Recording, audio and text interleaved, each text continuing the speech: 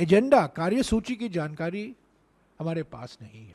तो जो 9 मुद्दे का जिक्र किया गया है इस चिट्ठी में, सोनिया गांधी जी की चिट्ठी में, आवश्यक वस्तुओं पर जो कीमतें बढ़ रही हैं, बेरोजगारी बढ़ रहा है और रोजगार मेले लगाए जा रहे हैं, विषमताएं बढ़ रही हैं और एमएसएमई, सूक्ष्म लघु और मध्यम उद्योग परेशानी में है हर एक राज्य में, उसको लेकर एक बहस होने की जरूरत है। एमएसपी को लेकर लीगल गारंटी के मुद्दे पर सरकार की मंशा क्या है, इस पर चर्चा हो, सोनिया जी ने जिक्र किया है।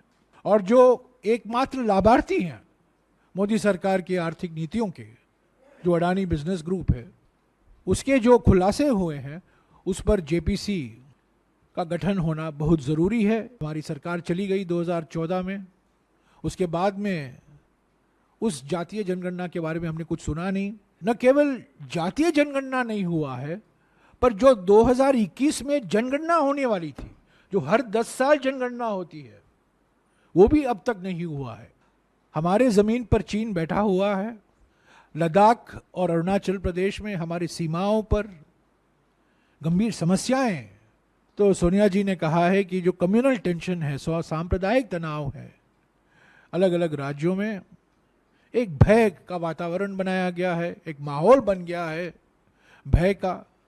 लोग चिंतित हैं, सब लोग चिंतित हैं, लोगों को निशाना बनाया गया है। इस पर चर्चा हो। और आखिरी मुद्दा जो उन्होंने जिक्र किया है मणिपुर को लेकर, 4 महीने हो गए हैं, सुप्रीम कोर्ट ने कहा है संवैधानिक संस्थाएं सब खत्म हो चुकी हैं, आज भी लोग पीड़ित हैं, लाखों लोग विस्थापित हैं।